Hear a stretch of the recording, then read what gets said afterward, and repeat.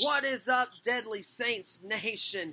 It is your host with the most deadliest impact on the up-and-coming wrestling scene here on YouTube, Spreaker, Twitch, all that good stuff. It is your Omega Saint himself, Firestar Hart, baby. Welcome to the Deadly Saints podcast, and we're trying something new this time around. We are going to talk about the entirety of this week's events within WWE, and of course there's some news that is broken out as well. We will be sure to get to that. Hopefully we can do all that in record time as well, because you know me, I don't mess around, and even if I hit points, I might be able to hit them quick because pow, pow, pow, I'm a good quick shot like that. There you go. I love these sound effects at Spreaker, baby. You know what? It's been amazing bringing this to you guys, and we are a couple of episodes away from 10 episodes in. Now, where have I been all week? Where has the Firestar been all week? I'll tell you where Firestar's been all week. He's been working on Twitch, bringing you guys live gaming content. That's right. Working to mix all that in together with the podcast and stuff. So, if you haven't followed me on Twitch, you can do so by going to twitch.tv/FirestarHeart. Give me a follow, because once we get to 100 followers, we are going to be doing our first ever 24-hour live stream as soon as I get that scheduled day up and running. So, there's you that plug.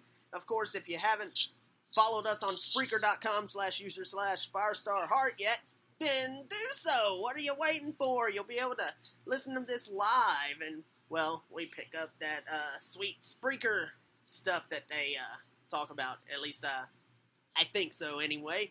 I'm not sure. But it's always nice to hear it live. And if you want to watch the playback on YouTube, well, by God, you can subscribe and check it out twice, because nice things always come at you twice. And if you haven't followed me on Twitter yet, then hit up the Twitter, Firestar Hart. You can follow me on Facebook, Firestar Hart, if you want to be my friend. I have plenty of room for friends. And if you want to go through my fan page, Firestar Hart, SRCRW Universe. Once this goes up to YouTube, all of the links will be in the description below. You can check out my partners and all that good stuff. Dark Angel, of course. All the links for that will be in the description box below. And if you would like to support the podcast, well, podcast and more content, I should say, then you can head on over to patreon.com/FirestarHeartCRW, where rewards are being worked on as we speak. Don't worry, there will be something sweet for to go, even if it's just a simple thank you and a shout out. We would definitely appreciate it. Or if you want to go to paypal.me/FirestarHeart to make the donation one time, you can do it that way. Or if you'd like to be a big time supporter and also share this with your friends, because we got Deadly Saints and Deadly Saints podcast merch coming soon, you can go to teespring.com/stores/Firestar-Heart. That's right. One single link takes you to everything we currently have available in our store that will be expanding as we go. That is right. And with the advertisements knocked out of the way, let's introduce somebody who is joining us live via messenger call today. She is, of course, Corbin Hyde's girl. She is Kimberly Hyde. Hello. Not sure how that buzzback played. I saw the speakers go into the red on that one. By God Almighty, that's worth it. Another gunshot right there. Give us some applause, ladies and gentlemen.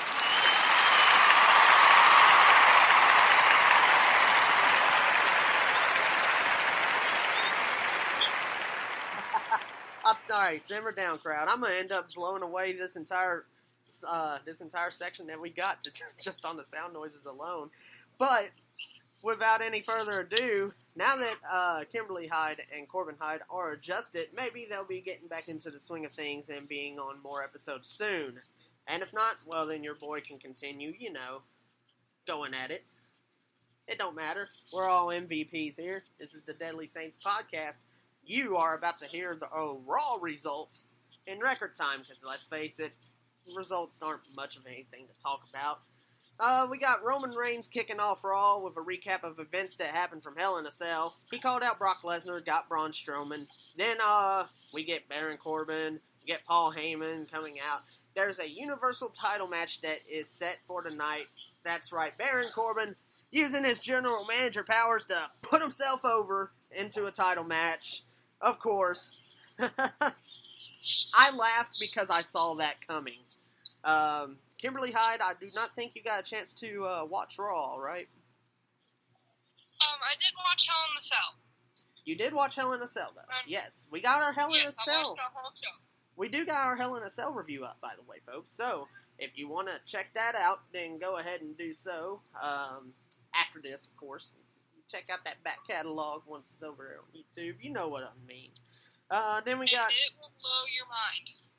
Jesus Christ. Deadly Saints Podcast, the deadliest rising podcast, all up on YouTube. Guaranteed to blow your mind. I would be in front of the camera, but I'm too busy playing some GTA. But, don't forget, do not try to blow your load. Jesus Christ. Hashtag demonetize that. Just kidding. We do not want to get demonetized. We're trying to make a living for you, so we can keep entertaining you guys. Do not demonetize us, YouTube, please. Our first match of Raw was Drew McIntyre and Dean Ambrose. This was a pretty wildly competitive match here. Ambrose was on the verge of getting counted out, but he beats the 10 count just to catch a flying Claymore from Drew McIntyre. McIntyre gets to win. That was a pretty good match to kick off Raw. I liked that. I liked that quite a bit. Very, very good match. Then Baron Corbin made an Intercontinental Championship match for later on in that night between Seth Rollins and Dolph Ziggler. And then Ronda Rousey engaging with Natalya and the Bellas after that, saying how she wants to be a fighting champion and she wants to do an open challenge and all that stuff. Alright, cool. Cool beans. I guess so. Then we get to a singles match. When's the last time that you've heard of Victor of the Ascension, or any of the Ascension for that matter, having a singles match? Well, it happened tonight on Raw, because Chad Gable and Bobby Roode in his corner, of course. Well, Chad Gable defeated Victor with a rolling German suplex, I believe it was, and Connor was in Victor's corner. Connor actually showing some frustration afterwards. He attacked Chad Gable. Dear Lord Almighty. Connor's frustrated. Well, if I were buried like the Ascension was on the main roster, I'd be pretty frustrated too.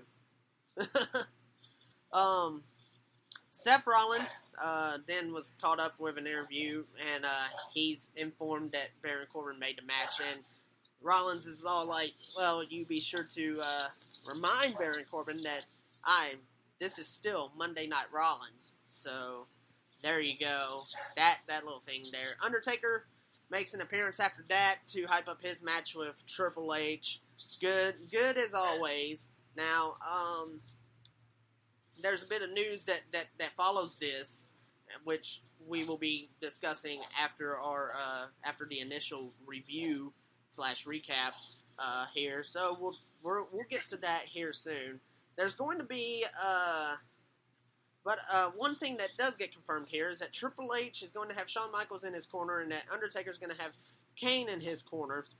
So this is kind of sort of like a tease for DX versus the Brothers of Destruction. We'll get to that. We get another recap of the Universal title match from Hell in a Cell. They sure felt the need to. They sure as hell felt the need to do this multiple times throughout the night, and I really don't see why. I mean, one recap, and maybe one more recap to hype the main event match, but not like 3 or 4 times during the show. That's a little bit asinine. Get the ball together, WWE. Be like CRW. Great CAW wrestling content. Ha! Shameless plug. And also, I guess our partners over on DRW franchise, yes, they put on a good wrestling too. And they have a little bit better of a tendency as to getting CAWs out before I do.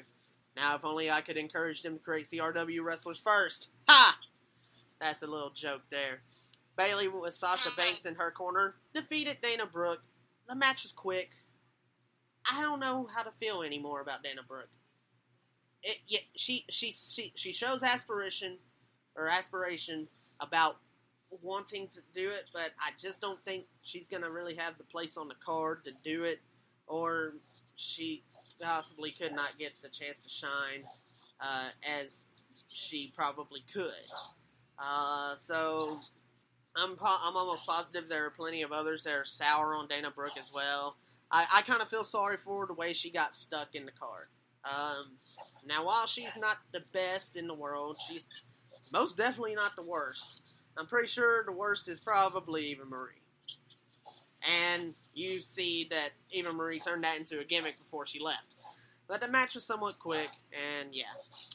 We get an Authors of Pain segment, or AOP. Who down with AOP? We get that little segment with Drake Maverick, their little pet cruiserweight.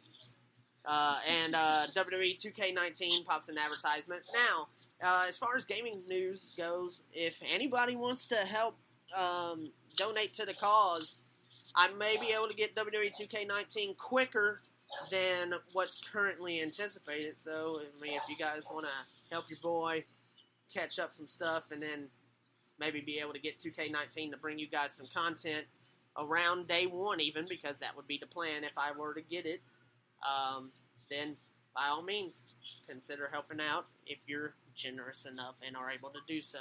I would greatly appreciate it. But we get the 2K19 advertisement, and I must say, from everything I've seen so far, whether it be online or on TV, as far as advertisements go, I'm definitely looking forward to career mode this year because of the voiceovers. Voiceovers are back. That is awesome. Graphics still look alright, good. About as real as you can get right now, I believe. And, of course, who can forget the showcase mode that's coming? And, yeah. 2K19 is something to look forward to, though albeit the roster may be somewhat of a concerning factor. Just because of a couple of missing people, it's not all that bad. 2K definitely has some original content, and by God, your car just got smacked by that windmill. That windmill laid the smackdown on Dark Angel, folks. Alright, AOP easily dominated Gregory James and some other guy. I only really caught the last part of his name, Bennett. It was quick. It was a squash. Alright, AOP's doing something, I guess. Can't really complain too much, I don't suppose. Though I feel it's been slightly overdone. If they didn't really have much for AOP to do, why bring them up to the main roster? They could have easily just left AOP in NXT to keep dominating the way they did. But, the only thing we can hope for is that this amasses into some type of maybe championship run for them. Because, you look at it this way. The Ascension were NXT Tag Team Champions. They amounted to nothing on the main roster. Except maybe a tag team title shot or two. AOP, I guess they're rising in the ranks or making statements right now. I don't know. But if they don't even win the tag team titles, and that's just another failed tag team from NXT. Kimberly, your thoughts real quick on AOP? Which match was that one? AOP just dominated a bunch of jobbers. It wasn't really... What are your thoughts overall on AOP?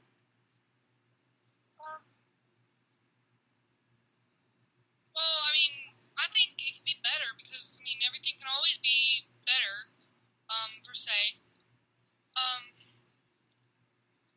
To be honest, I'd rate it probably like a B+. Or no, a C. C. There we go, just a C. So them as a team right now, you'd rate them about a C? Yes. It makes sense. That if they can work their way up, then maybe they can be a bit better. They're definitely not the best technical wrestlers on the prop. No, but they're powerhouse wrestlers, so you're not going to expect much technical stuff out of them. But let's go ahead and roll on. Rollins made a pretty funny intrusion on Baron Corbin and Dolph Ziggler, and then went on to defeat Dolph Ziggler in their Intercontinental Championship match with the Curb Stomp Despite the pain both men must have been going through from Hell in a Cell, they brought it. It was still a good match. Rollins wins after a curb stomp. Nicely done there. Rollins is still one of the best wrestlers today, alongside AJ Styles and Kenny Omega. Kenny Omega, man, you guys, if you guys haven't noticed, Kenny Omega's my boy. Freaking love Kenny. I hope to God he notices me at some point in the future, and maybe the bigger I get on the platform, maybe he will. And I just so happen to have a team behind me, so that's all the more better. That's awesome. And of course, I'm gonna quickly shout out to your boy Del X Man and a couple of the people that have commented on his recent live stream on YouTube. I thank him for the words, and I hope he gets to catch an episode at some point in time. That would be awesome to see him leave a comment on one of these uploads. Del X Man, you rock, man. If you're watching, thank you for the motivation to keep up with the content and to bring the Deadly Saints podcast from just a vision to a reality. Del X Man, I have you to thank heavily for that. So shout out to you, my man. Now, our next part, I almost lost myself there for a second, so excuse me about that. Ronda Rousey made an open challenge, but she was interrupted by the Riot Squad, and then the Bellas came out to Rousey's rescue. Ooh. Bit rough there. We're just going to move on real quick. Bobby Lashley defeated Elias by DQ. Now, Elias got to meet Leo Rush in his little segment beforehand. And all I gotta say is, whose kid is this? Whose kid is this? Elias was hilarious right here. I don't know if Kimberly or Corbin caught when I commented that in our CRW chat, but I cracked up when Elias did that. But then Leo showing himself to be the man of the hour. This dude literally pulls out all kinds of stuff to avoid being harmed by Kevin Owens and Elias. And then Bobby Lashley lifts him up to throw him onto Elias and Kevin Owens. So Bobby Lashley and Leo Rush fighting off them two. That was pretty cool, man. And then Leo looked like he was going to try to reverse Hurricane Rana Lashley, but he came back up, and I don't know, that was a bit funny. But Leo Rush proving himself to be man of the hour there. I think Leo Rush got to shine during Monday Night Raw. Really good for him. I am happy for Leo Rush on that matter. Ember Moon and a returning Nia Jax knock off Mickie James and Alicia Fox with, of course, Alexa Bliss. Now, news has broken out that Alexa Bliss and Sasha Banks have apparently gone down with injury, and they have been removed from the Mixed Match Challenge. Yeah, that's a little bit rough. Yeah, so if the injury is not a work and it's true, then a speedy recovery to them. Hopefully they can make the Evolution event. But if not, then there are a couple of replacements I'm sure people would love to see take on. I believe it was Lita and Trish that, Mickie James is facing Lita. But I would love to, I'm sure there's a decent replacement that can face Trish out there, and Bayley wouldn't be a bad choice at all to face Trish, actually. But we'll see what... because Trish, she can bring it pretty well. Yes. But we'll see what happens when that comes. And then the Universal Championship match. Here's maybe a bit of a rant, and here's maybe not so much of a rant. Maybe it somewhat supports, but let's just give the shots fired real quick. There you go, shots fired. Roman Reigns defeats Baron Corbin after a bunch of overbooked chaos. Now, while it may be slightly overbooked, I was mildly, at the very least, mildly entertained by it. Now, here's why I was entertained. Actually, I can't really explain why I was entertained. I guess I just kind of sort of found it to be entertaining. Maybe I was, a tad bit stoned off the ganja, or actually, no, you know what? I haven't. So maybe I just had a good day and I was feeling it. I don't know. But your boy didn't get to take any of his inspiration. So, yeah, I just had to sell for what it was.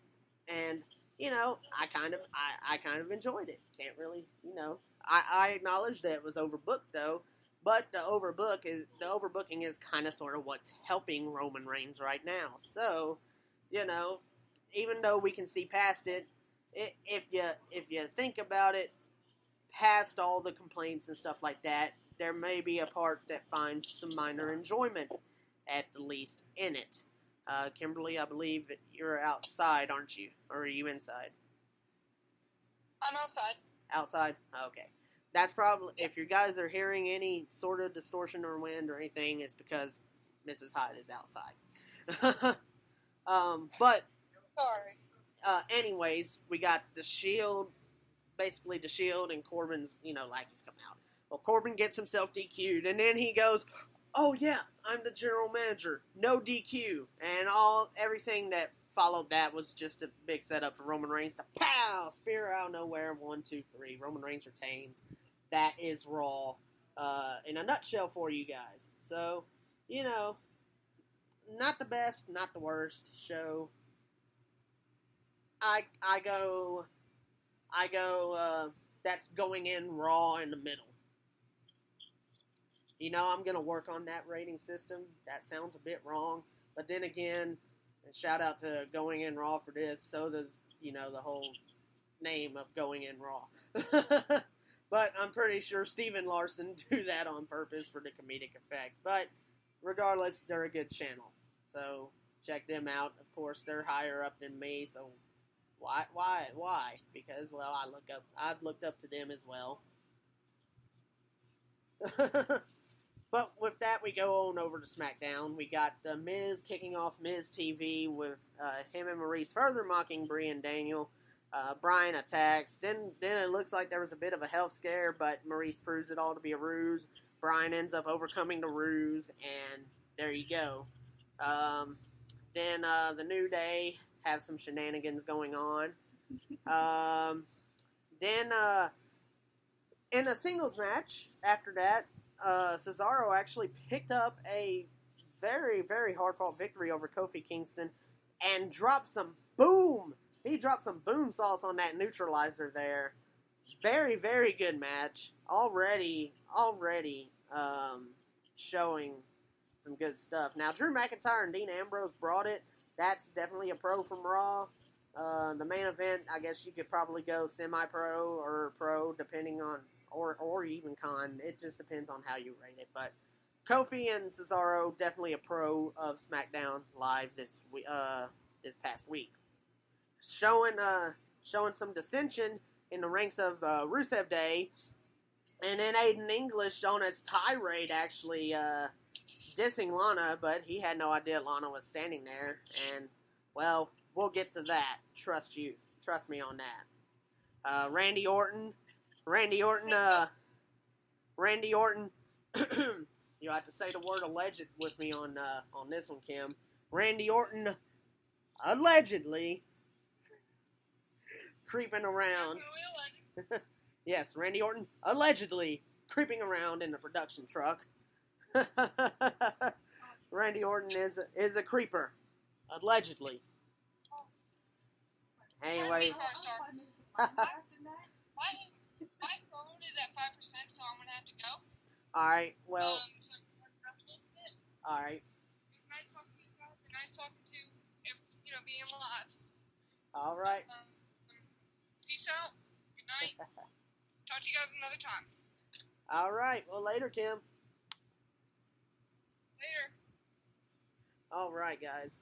So, now that Miss Kim is, she had to drop out for the remainder of that episode, which is all fine and dandy. She got to listen in and at least be a part of here. And she got to say hello to you guys, so little quick round of applause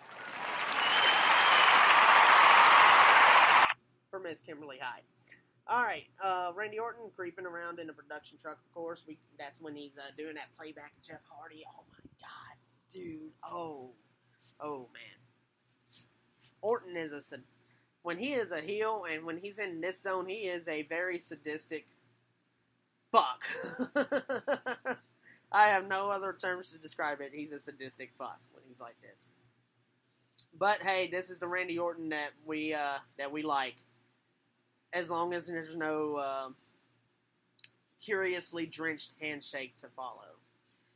AJ Styles, he's focused on almost ready to go tonight. And Shinsuke Nakamura, he successfully defends his title against Rusev. Great match too, but by God, Aiden English, man. I am a little bit sour on this. And here's why. Rusev Day, in all honesty, should have been tag team champions before this turn happened. And it is almost apparent that Aiden English will not really amount to any other accomplishments on the main roster. He hasn't even had any accomplishments on the main roster. No title gold, no nothing. Nothing like that on the main roster. So, for this to happen, I would almost say as soon as this feud's over, this has probably effectively ended Aiden English's time unless they just see something to do with him down the line. But Aiden English turns on Rusev, thus turning heel, and Rusev is now a babyface, full on. I guess they were quietly turned babyface after, the WWE couldn't stop it. They couldn't stop acknowledging the cheers. So Rusev Day, I guess quietly turned babyface. But by God, was this an ever so somewhat loud heel turn?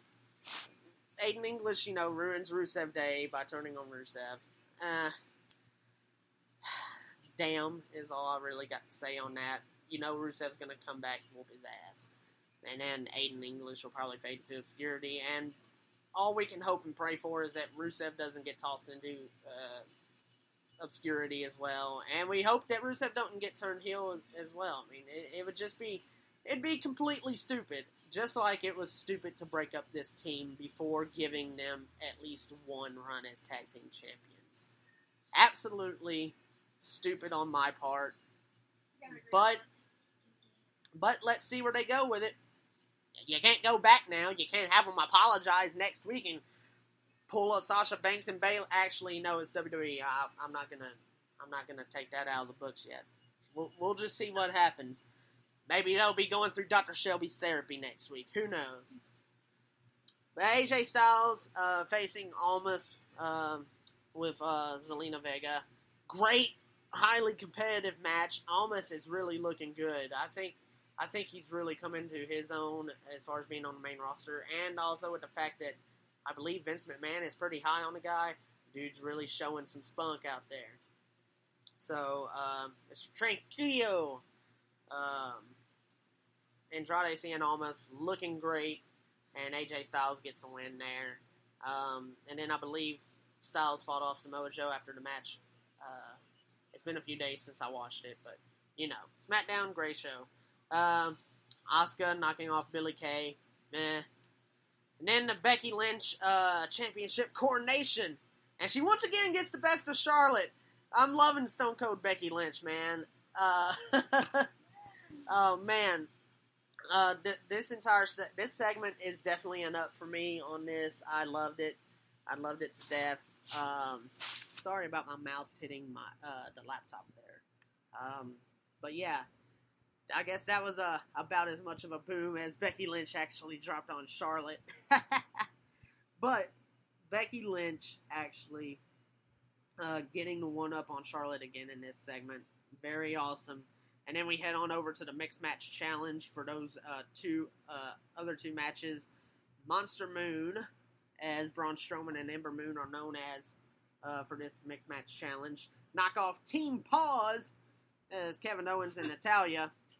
I loved the super eclipse there from Ember Moon coming off of Braun Strowman's hefty roar, get these hands, shoulders on a Natalya.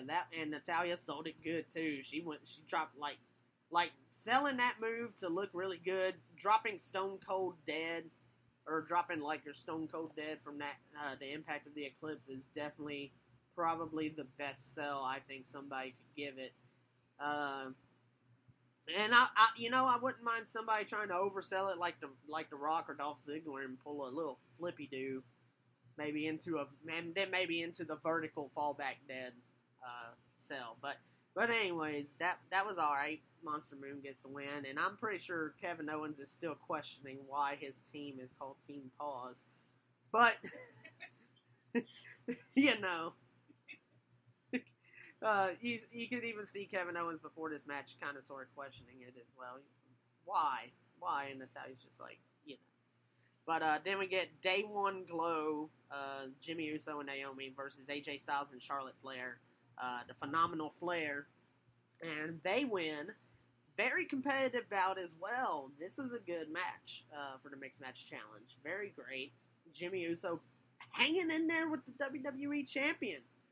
Now, I'm pretty sure the Usos are probably set on maybe nothing more than tag team competition.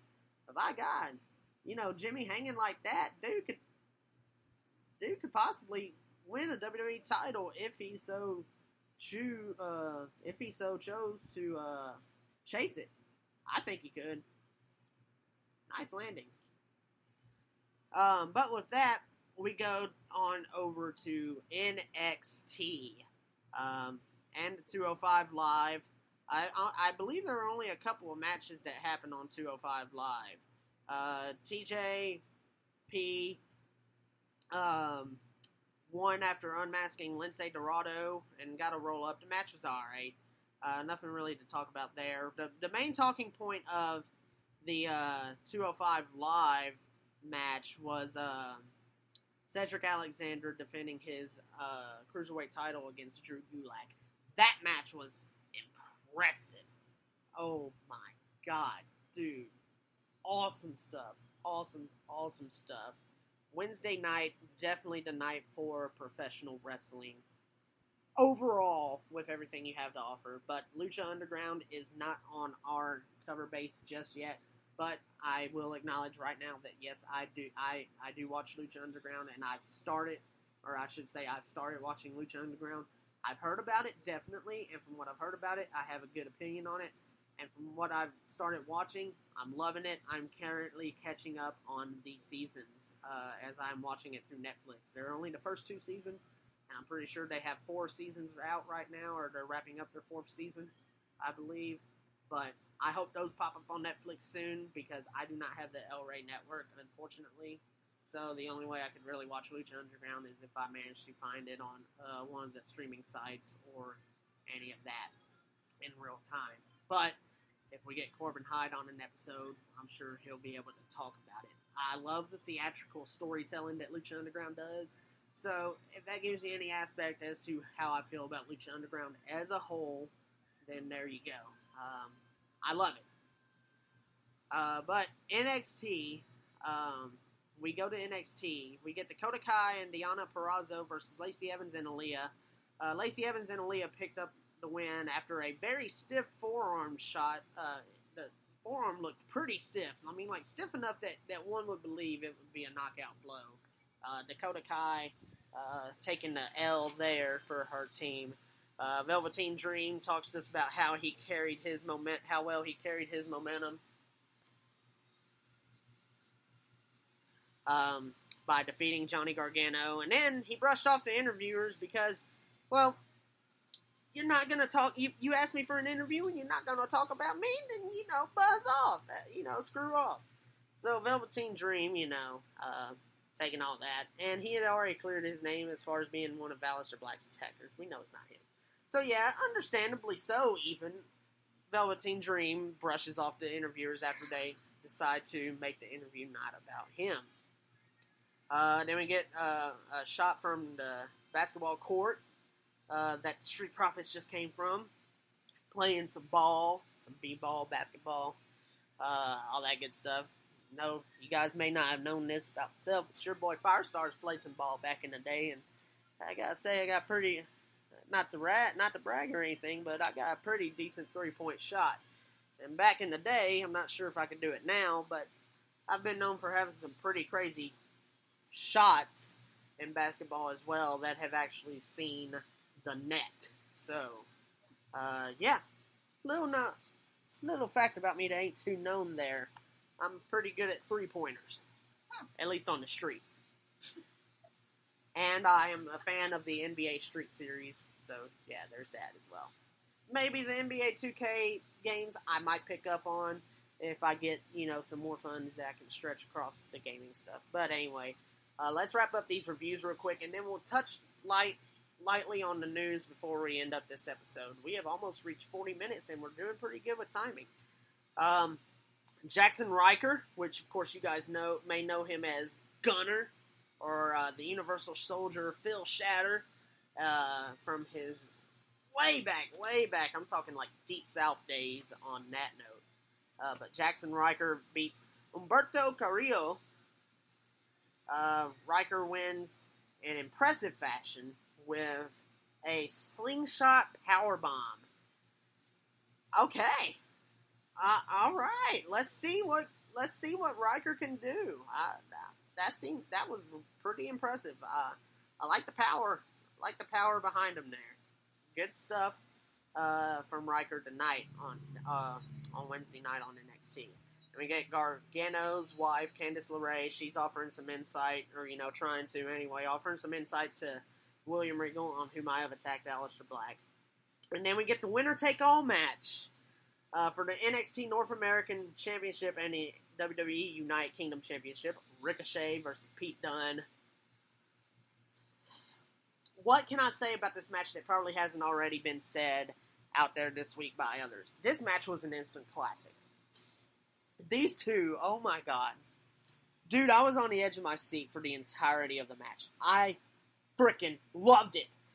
And even when the no contest happened because the match had to be thrown out because of the Undisputed Era attacking both Ricochet and Pete Dunne, it was probably an ending people saw coming too, and it wasn't even enough to scrap the A+ grading I'm giving this match. This match was an A+.